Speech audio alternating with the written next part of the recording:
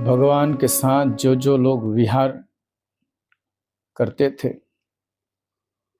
जिन जिन लोगों को भगवान का सानिध्य प्राप्त हुआ, जिन जिन लोगों ने भगवान को देखा, उन उन लोगों ने अपने जीवन में शांति और सुख को पाया। भगवान जब विहरते थे, भगवान जब रहते थे, तो उन्होंने हजारों लाखों करोड़ों लोगों को अपना ध्यान बांटा, अपना धर्म बांटा। जो भीतर में था वही बांटा उन्होंने। वो बुद्ध हुए और उनका बुद्धत्व एक जगह ठहरा नहीं रहा, वो चारों ओर फैल गया। जो जो उनके साथ में रहते उनको उनको वो देते पिलाते, लेकिन लेने वाले की इच्छा होनी चाहिए। श्रावस्ती की कुल आबादी 7 करोड़ की थी और उनमें से भगवान के सानिध्य में रहने के बाद, भगवान का संग साथ करने के बाद 5 करोड़ लोग आर्य श्रावक बने। इतने लोग मुक्ति के मार्ग पर चल पड़े, इतने लोगों का जीवन कल्याण हो गया। और आज हम देखते हैं एक भी नहीं दिखता है। भारतवर्ष का ये धर्म, भारतवर्ष में सारी महाक्रांति हुई और आज एक अरहंत देखने के लिए तरसता है आदमी। क्या बात है! क्या बुद्ध के साथ ही वो घटना हो सकती है? बुद्ध के साथ रहने के बाद ही क्या कोई अरहंत हो सकता है? बुद्ध के होते हुए ही कोई अरहंत हो सकता है, बुद्ध के पश्चात नहीं? क्या बुद्ध की वाणी को सुनकर, बुद्ध की तरह जीकर, बुद्ध की तरह रहकर कोई अरहंत नहीं हो सकता, कोई मुक्त नहीं हो सकता? बिल्कुल हो सकता है। बुद्ध ने कहा, मैं जा रहा हूं, मैं अलविदा कर रहा हूं तुमको, मेरे जाने से कोई फर्क नहीं पड़ने वाला है। तुम सदा ये मानना कि बुद्ध साथ है, क्योंकि वाणी तुम्हारे साथ है। बुद्ध का धर्म, बुद्ध का विनय, जो मैं तुम्हारे समक्ष कह रहा हूं, कोई तुम्हें कह दे विनय, वो कोई कह दे धम्म, कोई कह दे, वो तुम्हें उतना ही लाभकारी है। लेकिन फिर बुद्ध का संग साथ हो जाए, उनके सम्मुख बैठ जाए और सीधे उनसे अगर धर्म मिलता है तो कुछ बात ही और है। बुद्ध के साथ लाखों करोड़ों लोग बुद्धत्व को प्राप्त हुए, लेकिन उनके पश्चात आज इक्का दिक्का कहीं। क्यों ऐसा है? वो इसलिए ऐसा है कि लेने वाले वो पूरी तरह से ले नहीं रहे, सुनने वाले सुन नहीं रहे। बुद्ध कहते कुछ है और समझने वाला समझता कुछ है। वो अपनी अकल लगाता है, अपना विचार लगाता है, अपनी धारणाएं जोड़ देता है, तो इसलिए वो शुद्ध नहीं रहता। इसलिए बुद्ध की जो बातें हैं वो शुद्ध ही होनी चाहिए। एक ट्रेन चला बुद्ध को मानने का, और इस ट्रेन को लेकर जो बुद्ध के पास आया है वो कहीं पहुंचेगा नहीं। ध्यान करने का ट्रेंड है। तुम्हें अच्छा मानेंगे लोग, तुम्हारी वाह वाह करेंगे। ध्यान करोगे तो तुम्हें वाह वाह मिलेगी। ध्यान साधना करने वाला आदमी धार्मिक आदमी है। पहले तो कथा सुनने वाले को धार्मिक कहते थे, अब वो बात नहीं रही, क्योंकि कथा सुनने वाले और सुनाने वाले दोनों भ्रष्ट है। और इसलिए अब ध्यान पर जोर है, लोग ध्यान साधना केंद्र में जा रहे हैं, भीड़ इकट्ठा हो रही है, सालों साल महीने महीने तक वेटिंग चल रहा है, नंबर नहीं लग रहे, वहां जगह नहीं है, आरक्षित जगह करनी पड़ती है। अब ऐसे कोई ध्यान करने के लिए अब जा नहीं सकता। जैसे बुद्ध के पास आ गया, 1000 आए, 2000 आए, तो कहीं बैठकर ध्यान कर सकता था, बुद्ध को सुन सकता था। लेकिन अब ध्यान करने के लिए इतनी भीड़ जमा हुई है कि आपको 2 महीने 4 महीने रुकना पड़ता है, इंतजार करना पड़ता है, लंबी कतार। और मजे की बात ऐसी है, इतने लोग तो है लेकिन कोई पहुंच नहीं रहा है। ध्यान के नाम पर बस अपने अहंकार को पूरा किया जा रहा है। लोग मानते हैं, मानेंगे कि नहीं ये आदमी बड़ा धार्मिक है, ये सुनने के लिए मात्र इतनी बड़ी कतार लगी हुई है। कोई ध्यानवान करता नहीं है। वहां नींद लेते हैं लोग, आके बैठते, खाते पीते नींद लेते। अगर वहां पर ध्यान होता तो परिवर्तन होता। परिवर्तन कुछ खास नहीं है, ऐसा नहीं कि नहीं है, लेकिन कुछ खास नहीं है। अधिकतर लोग अभी मूर्छित है, अभी निद्रा में है और एक दूसरे को सराहना कर रहे हैं, एक दूसरे की पीठ थपथपा रहे। तू मेरी पीठ खुजा, मैं तेरी, ऐसा चल रहा है। तू मुझे अच्छा कह, मैं तुझे अच्छा कहूंगा। धर्म के नाम पर ऐसे पाखंड हर जगह चल रहे हैं। तो कोई चीवर धारण कर रहा है, कोई बुद्ध के नाम पर दीक्षित हो रहा है, कोई भिक्षु बन रहा है, लेकिन मन नहीं है। मुक्ति का मन होना और दिखावा करना ये दो अलग बातें हैं। तो इस यही सुनना है। जो जो आदमी दान के नाम पर, धर्म के नाम पर पाखंड कर रहा है, उसके लिए करारा जवाब है। ये जो बुद्ध की जो गाथा है जिस पर चर्चा हो रही है, और ये जो चरित्र जिसकी हम चर्चा कर रहे हैं, महाकाल का और चूलकार का, भगवान ने जो उपदेश दिया है, इससे संभलना है। जो कोई गलती से अगर रास्ता भटक गया है तो इसको सुनकर रास्ते पर आ जाना। तुम क्या कर रहे हो समझ लेना। तुम ध्यान नाम मात्र कर रहे हो, तुम्हारे भीतर कोई परिवर्तन नहीं हो रहा है। ध्यान करने के बाद एक बार पता चल जाए विधि ध्यान करने की, और ध्यान करने के पश्चात तुम्हारे अगर काम क्रोध शांत न हुए हो, तुम्हारे भीतर का लोभ अहंकार अगर शांत नहीं हो रहा हो, तो तुम ध्यान नहीं कर रहे हो, कुछ और ही कर रहे हो, पाखंड कर रहे हो। और तुम ध्यान करके आओ आए, तुम्हें बधाइयां देने के लिए लोग आ जाते हैं। अरे बाप रे, ध्यान करके आया है और ये बटोर रहा है, किसी ने बधाई दी, मोबाइल पर स्टेटस लगा रहा है, अपनी स्टोरी डाल रहा है, लोगों को बता रहे कि मैं ध्यान कर रहा हूं। और तुम ध्यान नहीं कर रहे हो, तुम ध्यान का बाजार कर रहे हो। ऐसे बाजार से जरा दूर रहना, उससे कुछ मिला नहीं और ना ही तुम्हें मिलेगा। उल्टा विपरीत, उल्टे पैर चलोगे, सुगति की तो बात ही और रहेगी, तुम्हें अपने घर में इज्जत नहीं मिलेगी। तो देखना, जो आदमी सही में ध्यान करता है उसकी हर जगह पर प्रशंसा होती है, बाहर अंदर। लेकिन जो केवल ध्यान का नाम लेकर जीता है, वो भीतर का परिवर्तन नहीं करता, भीतर से ध्यान करता ही नहीं, उसका ध्यान आरंभ नहीं हुआ, उसके घर में उसकी कोई कौड़ी कीमत नहीं, 2 कौड़ी कीमत नहीं उसकी। लेकिन अगर ध्यान अगर सिद्ध हो जाएगा, जहां तहां उसके आचरण बोलचाल में परिवर्तन होगा, वो परिवर्तन तुम्हें प्रमाणित करता है। 4 लोग तुम जुट जाते हो और कहते कि ध्यान साधना हो रही है, त्याग तपस्या हो रही है, तुमने ये छोड़ा, ये त्याग। अरे कुछ त्यागा नहीं, तुम तो पाने के लिए बने हो। आज संन्यास्त लोग हो रहे हैं, छोड़ने के लिए नहीं, पाने के लिए। तो जरा सावधान रहना कि तुम उसमें से तो कई एक नहीं।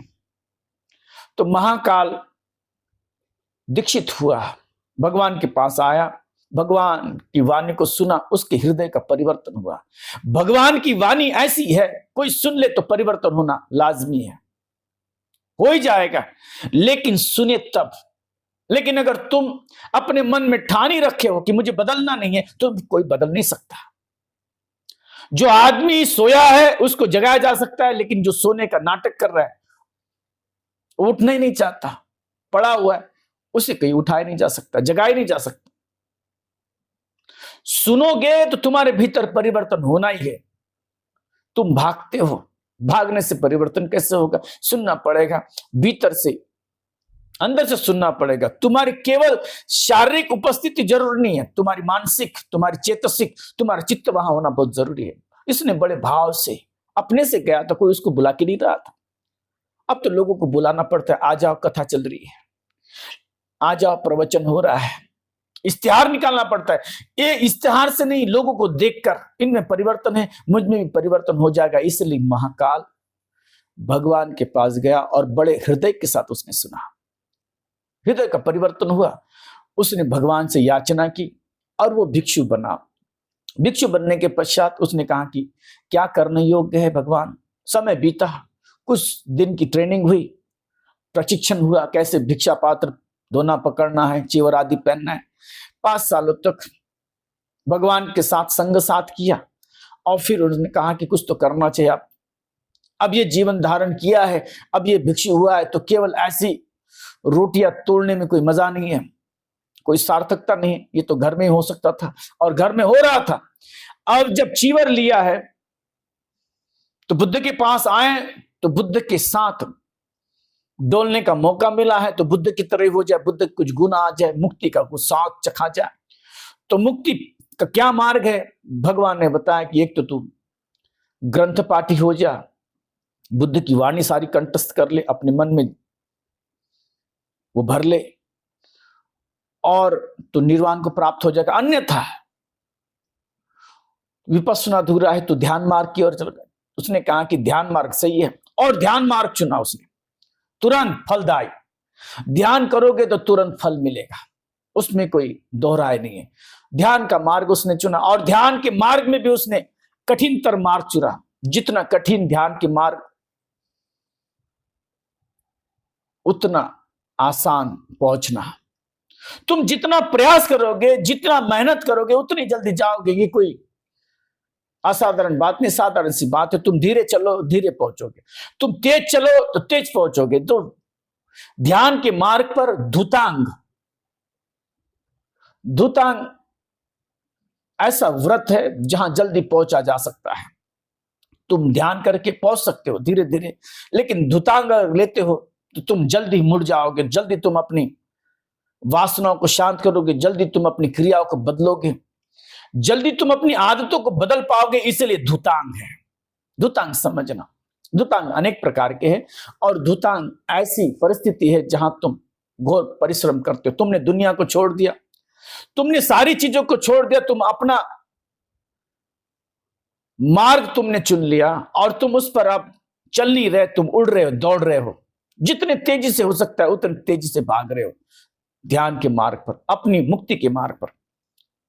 मैं बार बार ये शब्द कह रहा हूं। धूतांग धारण किया आदमी उसको धूतांग धारी कहते हैं, लेकिन धूतांग का नाटक कर रहा है उसको धूतांग बाजारी कहते हैं।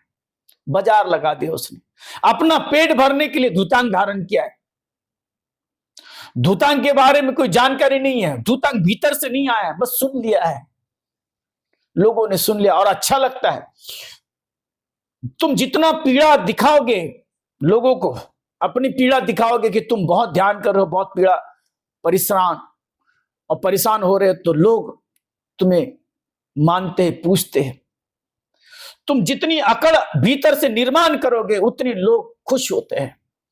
तुम अपने आप को जितनी पीड़ित करोगे उतने लोग खुश होते हैं और तुम्हारी सराहना होती है कि देखो क्या असाधारण काम कर रहा है। असाधारण करने के लिए, किसी की स्तुति प्रशंसा पाने के लिए ये धुतांग नहीं, ये ध्यान नहीं है। तुम तो फिर उलझ जाओगे। और अधिकतर जिन्होंने सही से समझा नहीं उसने धुतांग का बाजार बना दिया। धुतांग भीतर से जागना चाहिए कि मैं कुछ करूंगा तो मुझे करना है। तो इसने सोचा कि मैं ऐसा धुतांग करूं कि मैं जल्दी पहुंच जाऊं। मन से था, इसे किसी ने बुलाया नहीं था, इस पर किसी ने लादा नहीं था, इस पर जोर जबरदस्ती नहीं थी, इसकी मन की अपनी तैयारी थी और ये खुद ही चाहता था। इसलिए उसने कठिन से कठिन मार्ग चुना। एक तो ध्यान का मार्ग, दूसरा धुतांग। और धुतांग में कौन से धुतांग? धुतांग अनेक प्रकार से, कि मैं सोऊंगा नहीं, मैं अविरत जागते रहूंगा। जैसे चक्षुपाल ने वो धुतांग था कि मैं अपनी पीठ जमीन पर नहीं रखूंगा, मतलब मैं सोऊंगा नहीं, जमीन पर नहीं रखूंगा, मतलब मैं जागते रहूंगा। अब यहां पर लोग धुतांग लेते हैं, उसका मतलब ऐसा होता कि प्रमाद नहीं करूंगा, नींद नहीं लूंगा। और नींद से और तुम्हारे पीठ को जमीन से लगाने से कोई खास संबंध नहीं है। तुम पीठ लगा लो और फिर भी तुम जागे हो, तब भी तुम्हारा धुतांग आरंभ है।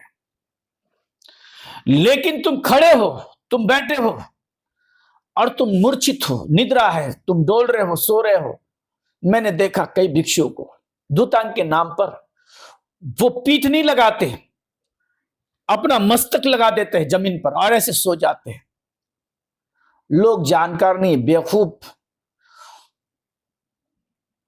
तो बेवकूफ है, में एक आध आदमी कुछ बोलने लगे तो वो राजा मालूम पड़ता है। कहते ना, काने में, अंधे में काना राजा। सारे अंधे, एक आधा काना, एक आंख वाला ही उसमें राजा हो जाएगा, क्योंकि बाकी लोगों तो कुछ पता आता है ही नहीं। तो धुतांग के बारे में जिसको कुछ पता नहीं है, उसमें अगर थोड़ा बहुत जानकारी दे दे तो बड़ा महान मालूम पड़ता है। अंधों में काना राजा। तो ऐसे राजा बहुत घूम रहे भारतवर्ष में। वो क्या धुतांग ले रहे हैं और क्या प्रयोजन हो रहा है? बैठे बैठे डोल रहे हैं, 4 लोगों में डोल रहे हैं, तुम्हारा प्रमाद इतना हावी हो रहा है। और तुमने तो ध्यान की बातें दूर है, पहले जागना तो सीख लो, पहले आंखें खोलकर बैठना तो सीख लो, ध्यान बाद में करना, धुतांग बाद में करना। लेकिन लोग, गंवार लोग, उसमें से थोड़ा सा एक हाथ कुछ अपने हस्ताक्षर भी कर ले तो बड़ा बुद्धिमान मालूम पड़ता है। तो ऐसी बात है, धुतांग के बारे में जिसको कोई जानकारी नहीं है, उसको थोड़ा भी अगर पता चल जाए और वो दूसरों को समझाए तो बड़ा महान त्यागी मालूम पड़ता है। तो ऐसे ही अपनी प्रशंसा जुटाने के लिए ऐसे बहुत सारे लोग धुतांग धारण किए हुए डोल रहे इर्द गिर्द।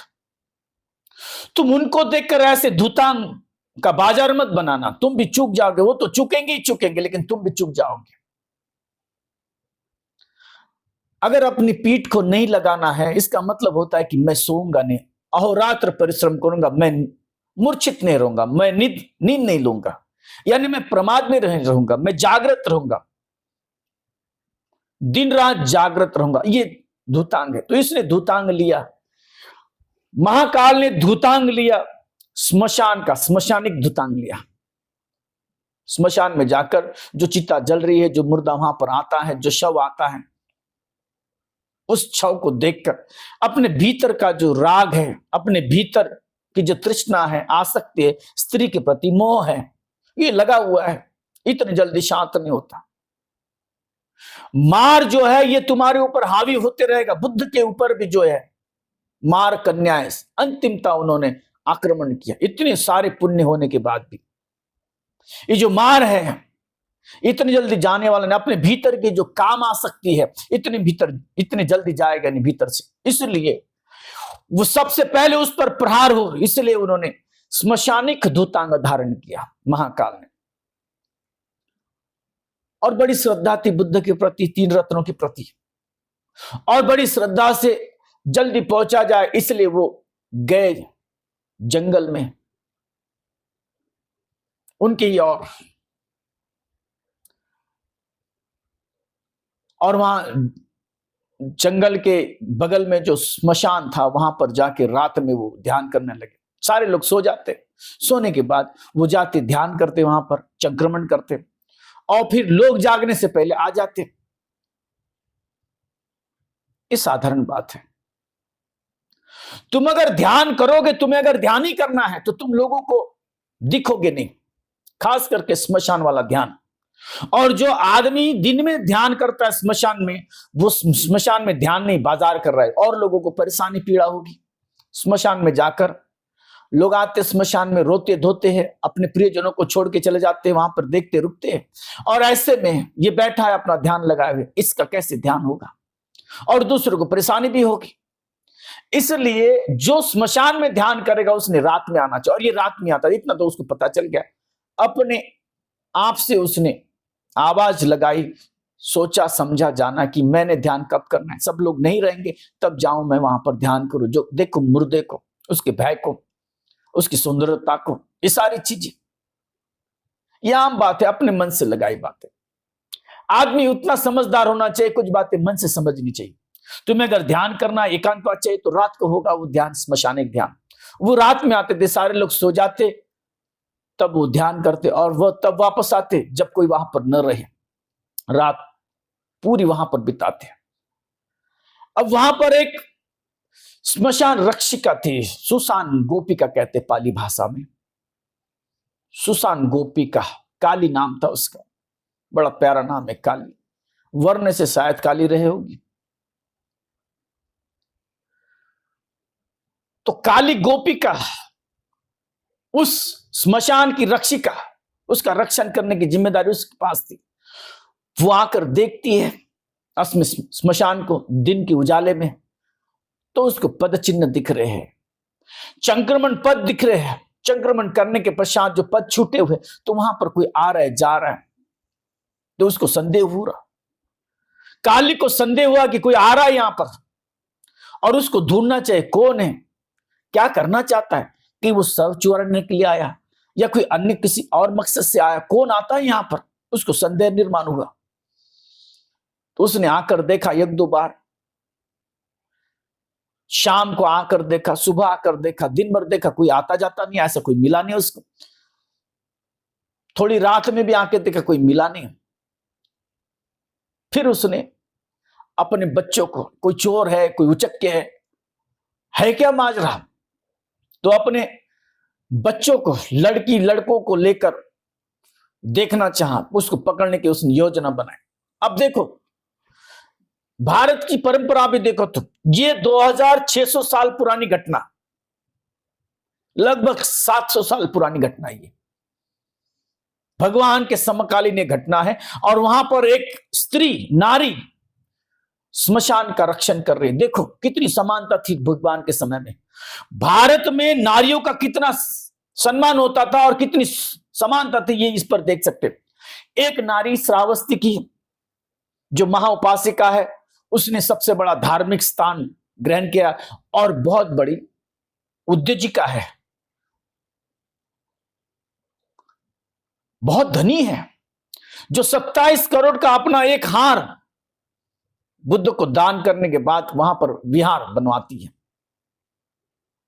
इतना बड़ा धन उसके पास, इतनी बड़ी धनी, और उसका नाम है, लोग उसकी पूजा करते हैं, लोग उसको मानते हैं, इतना बड़ा स्थान है, उसको महाउपासिका का पद मिला है। भगवान के सम्मुख जाकर वो बैठती है और कोई भय नहीं उसको। स्मशान में रात तक रहना, उन मुर्दों को जलाना, मुर्दों को पकड़ना, उठाना बिठाना, आज की महिलाओं में इतने कुविचार भर दिए उनके सर में, दिमाग में, कि तुम ये ना करो, तुम वो ना करो, सब करो। समानता तभी आएगी तुम सारा काम करो, अच्छा बुरा कोई काम नहीं होता। अब महिला संभाल रही है। कहीं कहीं मैंने देखा भारत में अब परिवर्तन हो रहा है, लेकिन विशेष तौर पर पुरुष काम पर जाए, महिला घर में रहे, चूल्हा चौका करे, ये चीजें भारत में तब भी नहीं होती थी, आज भी नहीं होना चाहिए। जितना सक्षम पुरुष है उतनी सक्षम स्त्री है। भारत की ये परंपरा, भारत की संस्कृति है। महिला ने ये नहीं करना है, महिला ने वो नहीं करना है, ये बात ही गलत है। उनमें समानता है, वो सारे करने के लिए योग्य, उनको करने देना चाहिए। तो ये स्मशान रक्षिका है, स्त्री है, नारी है। वो देखा उसने, तो उसने अपने बच्चों को लेकर एक जगह छुप गई रात में आकर। अब सारे लोग सो गए, सोने का समय हुआ, और फिर वहां पर भंते आए और अपना ध्यान प्रारंभ करने लगे। जैसे आए वैसे ये निकली और निकलकर सामने आए और कहा कि भंते, क्या आप यहां पर रह रहे हैं, ध्यान कर रहे, ध्यान साधना अभ्यास कर रहे? कहा कि हां। इसने बड़े श्रद्धा भाव से, बड़े सत्कार के साथ, बड़े विनम्रता से कहा, आर्य, आर्य शब्द का प्रयोग किया, अय्यो।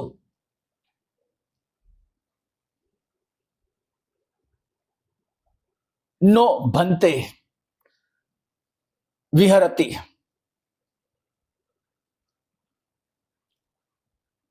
इमस्मिन् ठाने विहरति। अय्यो नो भंते इमस्मिन् ठाने विहरति। पूछा, हे आर्य, भंते आप यहां विहार कर रहे हैं, आप यहां पे ध्यान साधना कर रहे, आप रहते हैं यहां पर रात में? तो उसने कहा, आम उपासक है, हाँ उपासिका है, मैं यहां पर ध्यान करता हूं। अब पहले तो ये कुछ अलग विचार से आई थी, डंडे वंडे लेकर आई थी, बाल बच्चों को साथ में लेकर आई थी, उसको भय था कोई अन्य विचार से आया होगा, लेकिन देखा कि भंते हैं तो फिर उसका दिमाग ठंडा हुआ, उसके मन में कोई भय नहीं रहा। लेकिन फिर भी भंते से जो गलती हो गई, जो चूक हो गई, उसके सामने वो रखना चाहती थी।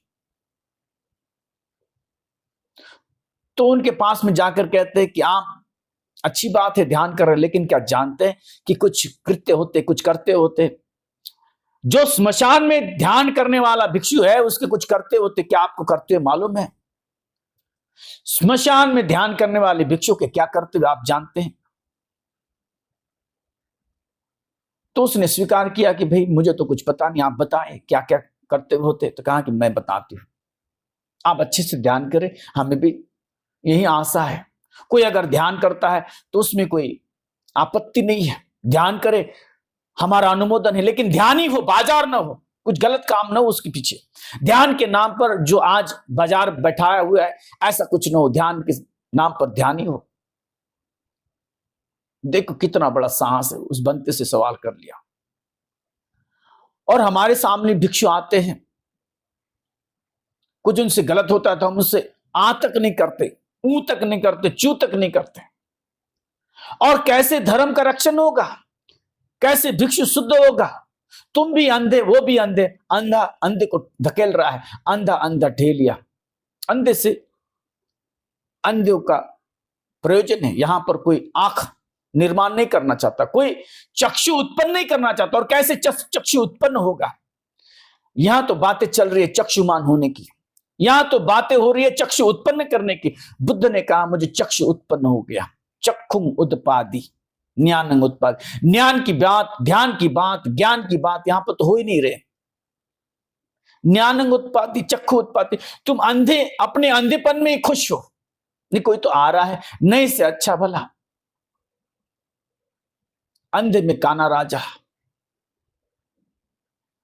लेकिन जो जानकार है, जिन्होंने कुछ पाया, भगवान का वहां निवास था। पूरे भारतवर्ष में बुद्ध धर्म सबको ज्ञात था, खूब जानते थे बुद्ध के विनय को, बुद्ध की संस्कृति को। बुद्ध का जिन जिन लोगों ने नाम सुना, वो सारी बुद्ध की विचारधारा और संस्कृति से परिचित थे। जब भी कुछ गलत होती तो सवाल उठाते। ये जो विनय पिटक बना हुआ है, लोगों ने किए हुए सवाल है, अत्यधिक विनय उसी से आए हैं। तो जब भी कोई चूकता वहां पर टोकते थे लोग। और आज भारत की ऐसी दशा है, कुछ गलत हो सही हो लेकर चल रहे हैं, कोई टोकता नहीं। ये बात बहुत खतरनाक है, वही बुद्ध धर्म को समाप्त कर देगी। तुम्हें अगर बुद्ध धर्म को प्रस्तावित करना है तो शुद्ध जितना हो सकता है उतना करो। कहां गलती होती है वहां पर उस गलती को निकाल कर उसको सुधारो, तभी बुद्ध की संस्कृति को तुम पुनः वापस लौटा सकोगे, अन्यथा नहीं। वो होगा ही नहीं, संभव नहीं होगा, प्रस्तावना होगी नहीं।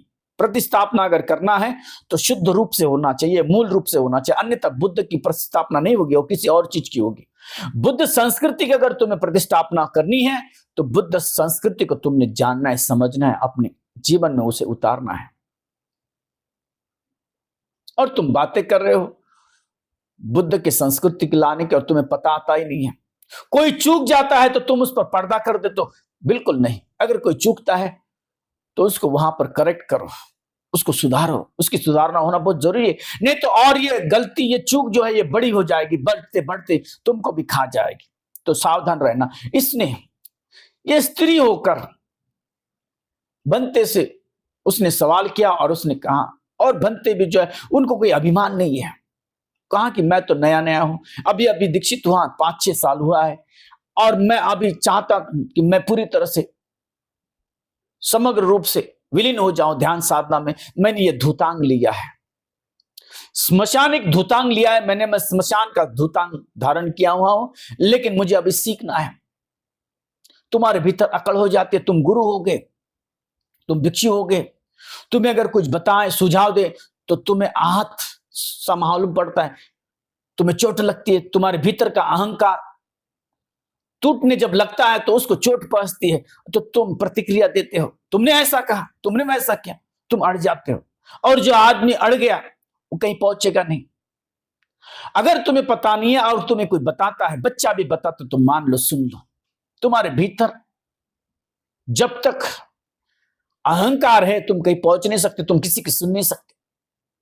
अच्छी बात कोई भी करे, जो कुशल की हो, जो तुम्हारे हित की हो, अगर तुम्हारा हित कोई कर रहा है, बच्चा भी हो, नादान बालक भी हो, अगर वो तुम्हें 2 बातें बता रहे तो सुन लेना चाहिए, धारण कर लेना चाहिए। न केवल सुनना, धारण भी करना चाहिए। तो ये उपासिका ने कहा, बनते क्या आप जानते हैं व्रत क्या करते होते? स्मशान में रहने वाले, स्मशान में ध्यान करने वाले, साधना करने वाले भिक्षु या साधक के क्या करते होते? तो कहा कि बताइए। सबसे पहले तुम्हारा कर्तव्य बनता है कि जो स्मशान में है तुम उसको सूचना दो कि मैं ध्यान करने के लिए फलने समय आ रहा हूं, इतने इतने दिनों मैं रहूंगा, पता होना चाहिए उसका। दूसरी बात, तुम ध्यान करने के लिए निकलो तो तुम्हारे गुरु आचार्य, तुम्हारे साथ में जो भी रहता है, तुम्हारे गुरु को पता होना चाहिए। कम से कम एक आदमी को, गुरु को, जो बड़ा है, अगर गुरु नहीं है तो कोई दूसरा आदमी जाने कि हमारा जो सदस्य है संघ का कहां पर है। तीसरा, जिस गांव की वो स्मशान भूमि है, जिस इलाके में आती है, उस गांव का जो मुखिया है, गाम भोजक का है, बड़ा अनूठा शब्द है पाली भाषा में। गांव का मुखिया, उसमें उसकी अधिकार की बातें नहीं कही। पाली में जो शब्द है ग्राम भोजक, जो ग्राम को भोजन खिलाए, सारे लोगों का पिंड पाले, सबकी जिम्मेदारी है। जैसे घर का मुखिया घर की जिम्मेदारी उसको निभानी है, उसी तरह से गांव का मुखिया, पूरे गांव की जिम्मेदारी उस पर है। लेकिन आज बातें उल्टी है। गांव का मुखिया अपने आप को स्वामी मानता है और जितने गांव के लोग उसके गुलाम, उसके हित का कोई विचार नहीं है। लेकिन यहां पर हित की बात करने वाला ग्राम प्रमुख, उसने कहा कि कम से कम 3 लोगों को तुमने बताना है कि मैं ध्यान करने के लिए आ रहा हूं। ये 3 लोगों को ध्यान रखना पहले बताना जरूरी है। तुम स्मशान में जाकर ध्यान करना चाहते हो, तुम सुशानिक धुतांग धारण करना चाहते हो, स्मशानिक धुतांग अगर तुम चाहते हो करना, तो इन 3 लोगों को पहले इत्तला करना। सबको करने की जरूरत है, किसी को बताने की जरूरत नहीं, ढोल पीटने नगाड़े पीटने की जरूरत नहीं। तुम्हारा ध्यान तो एकांत में ही होगा। लेकिन इन लोगों को मालूम होना चाहिए। क्यों मालूम होना चाहिए? देखो, जितनी आध्यात्मिकता है उतनी ही उसमें सच्चाई भी है। सत्य से परे कोई आध्यात्मिकता नहीं है।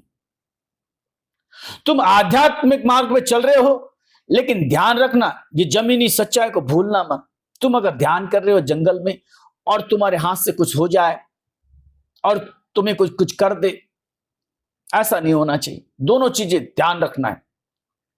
चोर लुटेरे डाकू चोरियां करते हैं और अक्सर स्मशान में जाकर बंटवारा करते हैं, क्योंकि वहां पर कोई आता जाता नहीं, वहां पर स्मशान शांति होती है,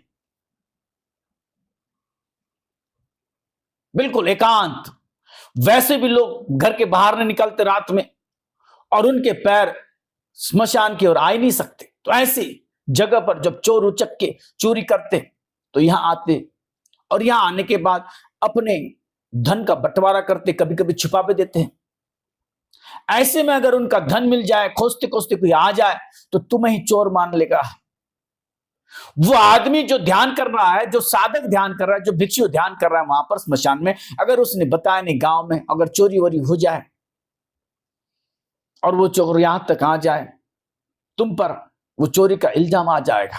इसलिए अगर ये 3 लोगों को मालूम है, तुम्हारे पक्ष में खड़े हो जाएंगे, तुम्हारा संकट दूर करेंगे, ये संकट मोचन बनेंगे, तो तुम कम से कम इन 3 लोगों को बताना। इसने दिमाग लगा, इसने सोचा नहीं बहुत अच्छी बात कह रही, ये क्रुद्ध नहीं हुआ, बल्कि इसके भीतर मन इसके उस स्मशान रक्षिका के प्रति, काली के प्रति बड़ा धन्यवाद का भाव निकला कि बहुत अच्छा हो गया सुना, ये तो मेरे रक्षण करना चाहती, ये तो मेरे हित की बात कह रही है। फिर महाकाल ने कहा कि इसके आगे भी कुछ है। कहा कि हां, आगे है। जो भिक्षु स्मशान में ध्यान करना चाहता है, वो रात में नींद तो लेगा ही नहीं, वो तो जागते रहेगा, यहां पर ध्यान करेगा, उसने दिन में भी नहीं सोना है। जिसके पास इतनी क्षमता है, दिन में जागृत रहने के बाद में रात में जाग सकता है, उसी ने ध्यान करना है। सोने की बात आई है, प्रमाद नहीं करे। और तुम मुखोटा ओढ़ के बैठे हो, देखना, तुम आगे बाग इर्द गिर्द देखना, ये धुतांगधारी बैठे हुए हैं और दिन में सोते हैं। अनेकों को देखा होगा तुमने कि प्रवचन आदि कर रहे हैं, साथ में बैठे तो सो रहे, झपकी मार रहे, यहां तक कि सर जमीन पर लग रहा है, जमीन पर अगर कुछ रखा न जाए तो एक आध बार उनका सर फटक जाए, पटकने के बाद सर फट जाए जमीन से, ऐसी उनकी हालत है, अपने आप को रोक नहीं पाते, इतना प्रमाद है, बैठे बैठे सो जाते। इन लोगों को पहले अपने निद्रा पर काबू पाना है, फिर सोचना ध्यान की बातें और फिर मुक्ति की बातें को सोचना। लेकिन क्या करे, जमाना अंधा है तो अंधे में काना राजा है। तो क्या कहा काले ने, कहा कि बनते अगर आप ध्यान कर रहे हैं, कोई भी ध्यान कर रहा है तो रात में सोना नहीं, मांस मछली खाना नहीं, क्योंकि जंगल में रह रहे हो, तुम्हारे भीतर अगर मांस रहेगा तो उनके जो सहजात है, उनके जाति के जो जीव है, उनकी भीतर से गंध आएगी। तुम ऐसा मत समझना मांस मछली खाने के बाद आज खाया और चल दिया, ऐसा नहीं। तुम्हारी आयु कितनी है? तुम मांस मटन खाने लगो ढंग से, तुम कितने सालों तक जीते हो? तुम्हारी आयु जितनी है उससे ज्यादा उस मूर्त मांस की आयु है तुम्हारे भीतर जाने के बाद। शरीर में अगर कोई मुर्गी खाता है 200-300 साल तक उसका अंश रहता है।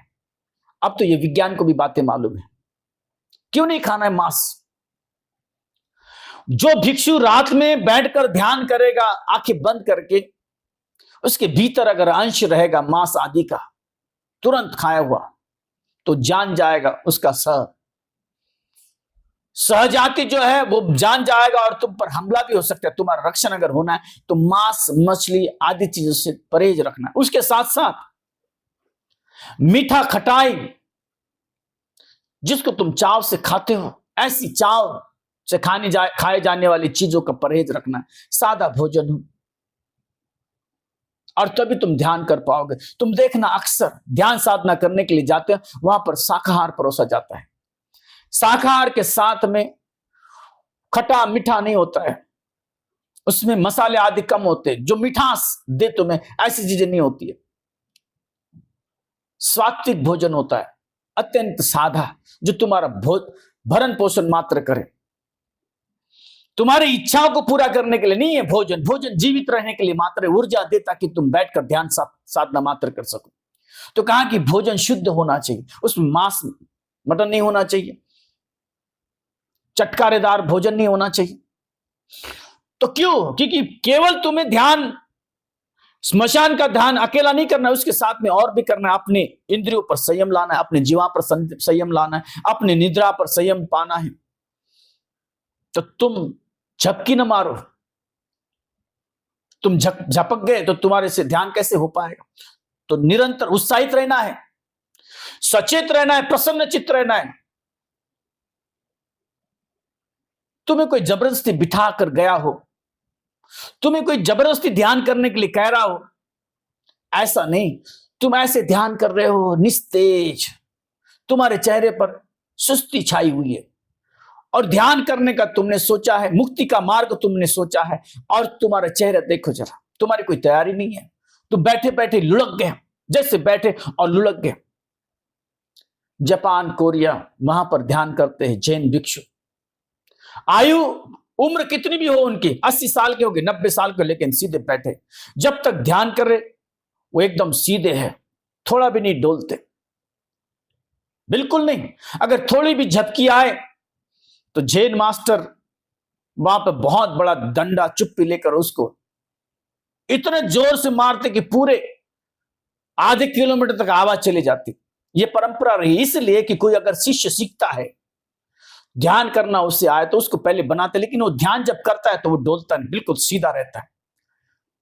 तुम देखना। और यहां पे अगर तुम ध्यान के नाम पर निद्रा ले रहे हो, नींद मारे खर्राटे ले रहे हो, और सारे के सारे लोग जो ध्यान के लिए बैठे वो ध्यान नहीं, शयन कक्ष हो जाता है, तो तुम ध्यान के लिए सोने के लिए आए हो, तो इससे जरा दूर रहना।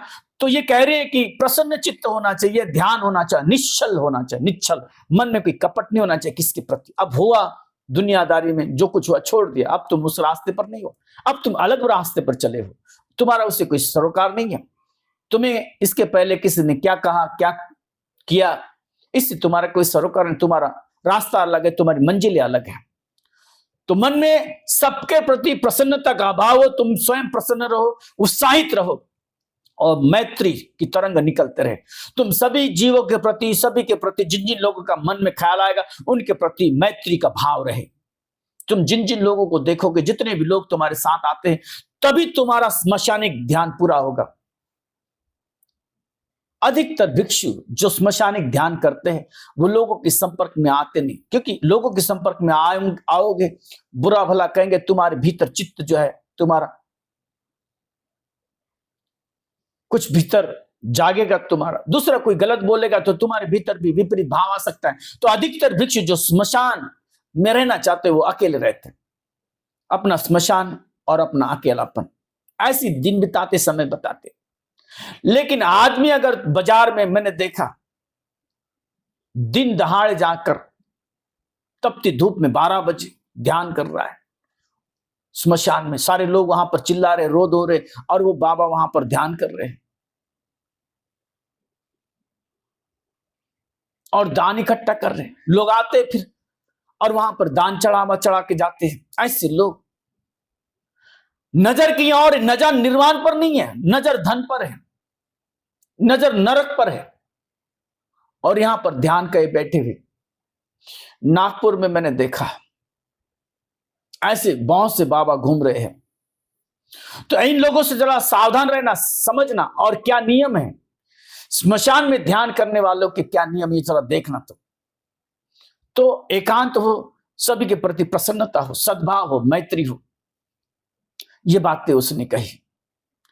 ये बड़ी एक एक बात मौलिक है। जो स्मशान में ध्यान करना चाहता है ऐसा साधक, उसके लिए चाहे वो भिक्षु हो या गृहस्थ हो, कोई भी जाकर ध्यान कर सकता है। ऐसे साधक के लिए बहुत बातें महत्वपूर्ण, ये सारी इतनी करते हुए बताए, इतने करो तुम। पहले तो 3 लोगों को तुम बता के आओ, फिर निद्रा ना आए, दिन में तुम सोना नहीं। यहां पे जाने के बाद और बताया कि समय, ये तुम जिस समय पर आ रहे हो, जा रहे हो, बिल्कुल सही समय है जब सारी दुनिया सो जाती है, आम लोग सो जाते हैं, घर गृहस्थी वाले सो जाते, तब रात में आना और उनके जागने से पहले चले जाना स्मशान से, किसी को दिखना मत। अब ये चोरी छुपे नहीं हुआ, यद्यपि तुम किसी को दिखोगे नहीं, लेकिन कुछ लोगों को मालूम है तुम्हारा आना जाना, कुछ लोगों को मालूम रहेगा। लेकिन समय इसलिए कि लोग तुम्हें बाधा न बने और तुम लोगों के लिए नहीं, इसलिए ये सुविधा, समय की सुविधा। और इतना बताने के बाद इसको बड़ा अच्छा लगा, बड़ा प्रसन्न हुआ। कहा कि ठीक है, और फिर क्या है कि देखो अगर ऐसा कर पाओ तुम तो तुम्हारा ध्यान सफल होगा। यही नियम है, यही तो कम से कम करना ही है, अन्यथा तुम ध्यान नहीं करोगे, तुम कुछ और करोगे, तुम्हें कुछ मिलेगा नहीं। अगर तुम्हें कुछ पाना है इस धुतान से, तो स्मशान के धुतान की ये ऐसे नियम है, तुम्हें ऐसे रहना पड़ेगा। ये जितनी भी मैंने बातें बताई, तुम थोड़ा गौर करना इस पर। और तुम्हारी अगल बगल में कोई बाबा अगर ध्यान साधना के नाम पर कोई इसके विपरीत करता है तो समझ लेना ये किसी दूसरे रास्ते पर चल रहा है। इसको मुक्ति का कोई पता ठिकाना ही नहीं, ये ना तो जाना चाहता है ना इसको पता है। तो तुम जरा दूरियां बना के रखना, कहीं तुम्हारे भीतर विपरीत भावना आए। अगर तुम दान देने लगोगे तो तुम्हारा दान ऐसे नष्ट हो जाएगा, तुम्हें कुछ खास लाभ नहीं होगा। लोभी आदमी दान जमा करने के लिए, इकट्ठा करने के लिए अगर कोई ध्यान कर रहा है तो उससे बड़ा पाप कोई दूसरा नहीं। ध्यान साधना हो रही है तो ध्यान साधना ही हो। और फिर उसने कहा कि तुम इस तरह से ध्यान करोगे तो मैं शरीर को लेकर आऊंगी और मैं बताऊंगी किस तरह से तुम्हें ध्यान करना है। और उसने मन में ठाना है, बनते महाकाल, बड़ी श्रद्धा के साथ, बड़ी निष्ठा के साथ, और स्वभाव उनका शांत है। जितनी भी बातें सुनी उन्होंने सारी सुन ली। व्यापारी धनी आदमी था, लेकिन आज ये तुच्छ नारी, ये साधारण नारी उसके मुकाबले बोल रही है, सुन रहा है। वही आदमी सिद्ध पुरुष है, वही आदमी ज्ञानी है जिसके पास सुनने की क्षमता है। जहां सुनना है वहां पर सुनना ही चाहिए, जहां सुनने योग्य वहां पर सुनना है। उसने सुना, उसने कहा कि ये बड़े संयमी है, सुनते रहे, बड़े प्रसन्न भाव से सुनते रहे। उसने अपने मन में ठाना कि इनको बताना चाहिए। फिर उसने कहा कि मैं कोई अगर मृत शरीर है मैं तुमको दिखाऊंगी, तुम देखना उसे और उस पर ध्यान करना। आलंबन कहते हैं। आलंबन का मतलब होता है विषय ध्यान का, ऑब्जेक्ट ऑफ मेडिटेशन। उस पर तुम ध्यान करो। लक्ष्य तुम्हारा उस मृत शरीर पर रहे। तो यहां पर स्मशान में आने के बाद जो ध्यान का विषय होता है, ध्यान जिस पर करना है, ध्यान का जो साधन होता है वो होता है मृत शरीर, शव। तो कुछ दिनों के बाद एक ऐसा शरीर उसको मिला जो ध्यान के लिए बड़ा कारगर सिद्ध साबित हो सकता है, बड़ा फलदायी सिद्ध हो सकता है। ऐसा शरीर उससे मिला। एक युवती की मृत्यु हुई। युवा लड़की थी, 16-17 साल की रही होगी और बड़ी सुंदर स्वर्ण रंग की उसकी काया थी, बड़ी सुंदर थी वो, और एक आम छोटे से बीमारी से मर गई। तुम जरा सावधान रहना। तुम्हारे जीवन में जो भी आ रहा है वो कभी भी मृत्यु का रूप धारण कर सकती है। छोटा रोग, छोटी बीमारी, ऐसा मत समझना ये बीमारी कम है, ये छोटी है, ये बड़ी है। जब मृत्यु आती है तो कोई भी रूप में आ सकती है। ये छोटा बड़ा कुछ नहीं। रोग, हर रोग तुम्हारा मृत्यु का दर्शन दे जाती है, तुम्हारी मृत्यु को ले आ सकती है। तो थोड़ा ध्यान रखना। इसको आम बीमारी, कुछ ज्यादा देर तक सोई नहीं, सोकर रही नहीं, कोई बीमार हुई, कोई हार्ट फेल हुआ या ब्रेन डैमेज हुआ, हेमरेज हुआ, ऐसा कुछ नहीं हुआ, बड़ा कुछ घटना नहीं घटी। एक छोटी सी बीमारी हुई और उस बीमारी से वो मर गई। मरने के बाद इतनी कम उम्र में मरी और इतनी सुंदर थी, बड़ा लगाव था। तो लोग ज्यादा शोक न करे घर के, तो तुरंत जल्दी से जल्दी उसको स्मशान में लाके दे दिया, इसके पास, काली के पास पैसा वैसा दे दिया और कहा कि तुम इसका पूरा दाह संस्कार करो। दाह संस्कार करने की विधि, कोई भी शरीर आए, हम किसी का भी हो, नेता भी मरता है, चोर से चोर भी मरता है, तो हम करते स्वर्गवास हुआ, हम स्वर्ग रक्त में बिठाते। आजकल तो हर जगह स्वर्ग व्रत है। कोई आदमी मैंने नरक जाते हुए नहीं देखा है, और किसी की तस्वीर पर नरकवासी नहीं लिखा है, नरकगामी नहीं लिखा है, सारे के सारे लोग। तो फिर नरक बना काय के लिए है? हम स्वर्ग की और नरक की चर्चा करते हैं। लोग मरते तो सारे नरक, कोई जाता नहीं, सारे नरक की ओर बढ़े नहीं, कोई एक भी नहीं बढ़ा, सारे के सारे स्वर्ग की ओर जा रहे हैं। तुम कुछ भी कह लो, तुम्हारे कहने से क्या होता है? तुम्हारे कहने से कोई नरकवासी हो जाए? तुमने लिख दिया सभी पर, सभी की तस्वीरों पर बड़े बड़े अक्षरों में लिख दिया स्वर्गवास। मृत्यु नहीं कहते, मरण नहीं कहते, स्वर्गवास कहते हैं। तुम्हारी गति तुम्हारे कर्मों से तय होती है, तुम्हारे किसी के कहने से नहीं। तो मृत्यु हुई वो, और जल्दी उसको लाया गया। तो हम किसी को जलाने से पहले उसका अच्छा सत्कार करते। अंग्रेजी में कहावत है, अगर मर जाए कोई उसके बारे में बुरा ना कहो। मरता आदमी उस मृत आदमी के प्रति कोई बुरा ना करे, बुरा ना कहे, तो सत्कार करते। तो ये भी काली भी जो है मृत को, मृत शरीर को, शव को वो बड़ा आदर देती, सत्कार करती, उस पर फूल माला चढ़ाती, हम भी चढ़ाते हैं, इतर गंध सुगंध छिड़कते। तो ये भी उसने बड़ा सत्कार किया। फिर उसको एक कंबल में लपेटकर बनते महाकाल के समक्ष खड़ी हुई और उसको दिखाया। ये तो देखकर खुद ही एक नारी होकर, उसका शरीर देखकर ये भी थक हो गई थी, इसको भी झटका लगा, इतना सुंदर किसी का शरीर हो सकता है। और फिर ये शरीर महाकाल को दिखाया। महाकाल को कपड़े उतार के देखे, उसने पूरा देखा। नाखून से लेकर बाल तक, सर से लेकर पैर तक बौद्धों का ध्यान करने का, बौद्धों की ध्यान साधना का तरीका है कुछ और है। ये भिक्षु है, ये ब्रह्मचारी है, और आज यहां पर नग्न स्त्री को देख रहे हैं। देखना जरूरी है।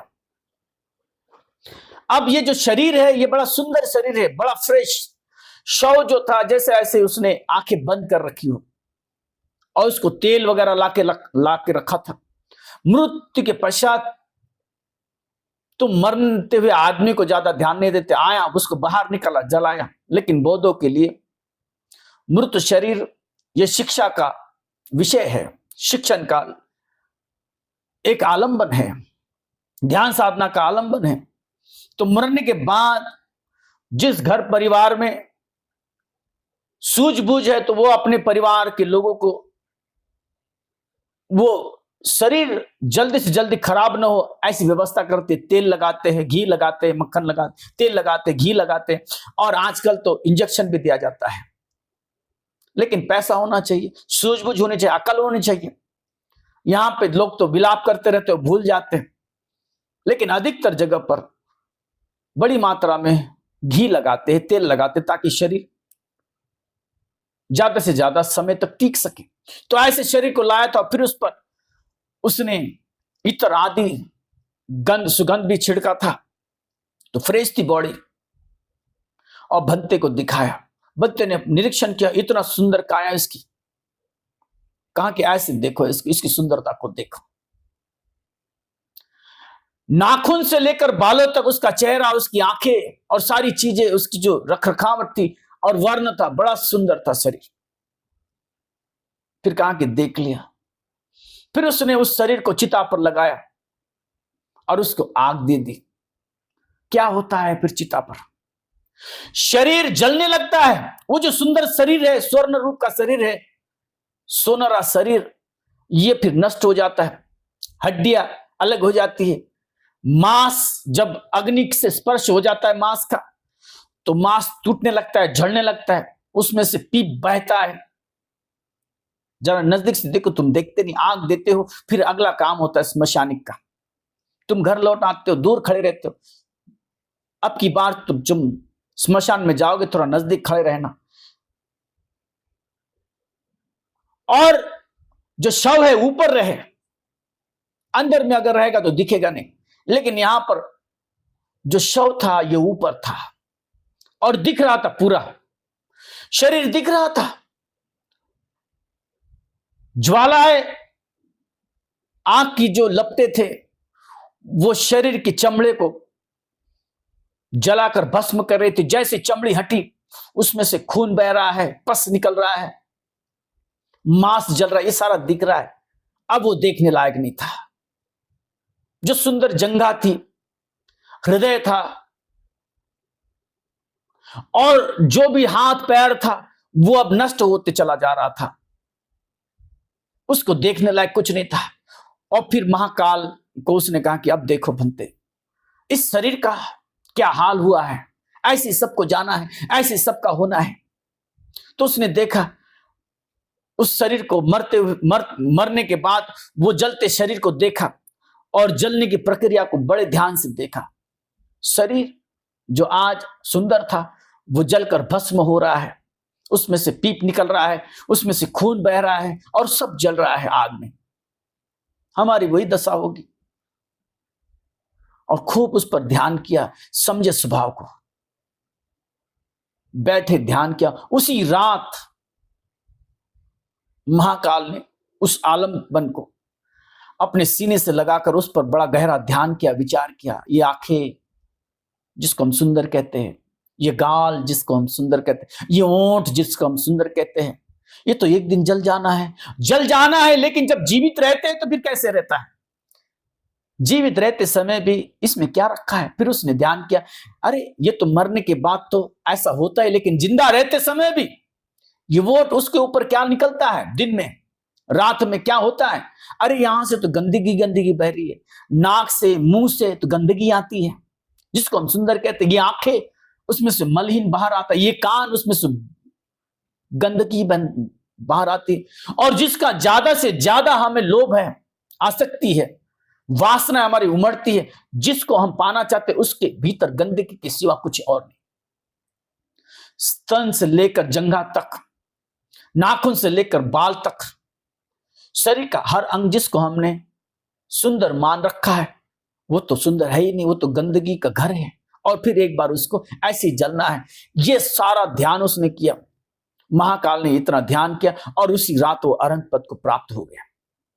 जो आदमी सही तरह से ध्यान करेगा और उसका लक्ष्य अगर ध्यान का है तो वो पारी हो जाएगा, वो चूकेगा नहीं। लेकिन तुम्हें अगर दिखाना है, तुम बाजार अगर बने हुए हो, तुम बाजार बना के रखे हो, ध्यान का मजाक बना के रखे हो, दूसरे को समझा रहे हो, दूसरे को दिखाने के लिए अगर तुम ध्यान कर रहे हो, तुम कहीं पहुंचोगे नहीं।